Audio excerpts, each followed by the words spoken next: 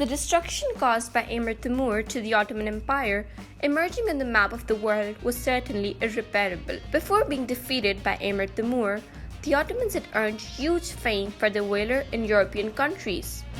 But in the Battle of Ankara, Emir Timur uprooted the Ottoman Empire from Europe and the victory stopped for almost the next half century, except the Byzantine Empire, which was at its demise, got an opportunity to reign for 50 more years. In 1403 CE, after the death of Sultan Bayezid I, there started Ottoman Ertugrul.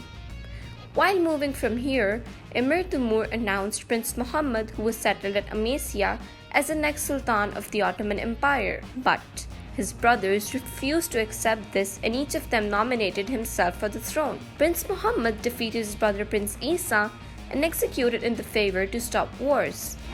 Emir Timur released Prince Musa to play the role of oil to the fire. Prince Musa defeated his brother Prince Suleiman and then laid siege to Constantinople. This time, the king of Constantinople asked for help from Prince Muhammad because of the signed agreement between the Ottomans and the Byzantines. Therefore, Prince Muhammad helped the Byzantine Empire to fight against his brother Musa. Most of the companions of Musa obeyed Prince Muhammad, so Musa was defeated. By the objective of finishing wars after killing Musa, Prince Muhammad became the fifth Sultan of the Ottoman Empire. Sultan Mehmed I was born in Bursa in 1379 CE. He was the fourth son of Sultan Bayezid I and Devlet Hatun. He is also famous with the name of Mehmed Salibi, the noble-born. Sultan Mehmed I took part in 24 wars and got injured 40 times.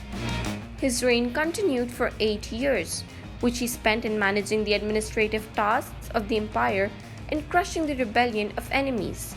He controlled the empire from being scattered with great skill. That's why he got the title of Moses Sani, which means reinstaller or reconstructor. Sultan Mehmed crushed the rebellion from Asia Minor and Europe and compelled the emirs to obey him. These emirs started to obey him and involved in friendly relations with the Ottomans again. Sultan Mehmed I shifted the capital from Yildirim to Bursa again. During his reign, a great temptation came out in the form of Sheikh Badruddin. Badruddin was pretending to be a Muslim scholar. He was honored as the biggest rank of the military judge in the Ottoman Empire. He was made as a secret-keeping person by Prince Mehmed, because of which he got people's attention. He believed that all humans are brothers, all religions are equal and righteous, and Allah's will can be attained by following any one of these religions. The beliefs of the Jews Freemasonry were also the same, who depreciated Sultan Abdul Hamid II and exiled him. Afterwards, they took over Palestine and Israel came into being. A lot of ignorant and foolish people admitted these teachings of Badruddin. Badruddin's followers were increasing. By the objective of finishing the temptation, Sultan Mehmed came to the battlefield himself. Badruddin was defeated. Sultan Mehmed was very cautious, having foresightedness. Badruddin was arrested alive. There held a biased argument between Muslim scholars and Badruddin. He was punished for being hanged according to the Sharia of Islam, so that the Muslim Ummah could be saved from anarchy, and the people who believed this unknowingly and foolishly could choose the right path. Sultan Mehmed was the first who started an annual offering to Emir of Makkah.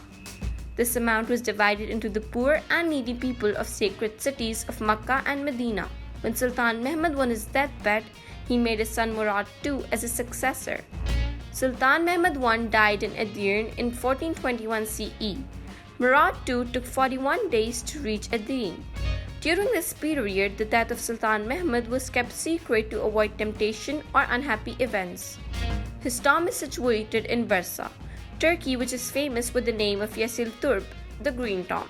Muhammad also completed the vast and magnificent mosque in Bursa, which was commenced by his grandfather. It is deserving of mention that Mehmed founded two characteristic institutions in the vicinity of his mosque, one school and the other a refectory for the poor, both of which he endowed with royal magnificence.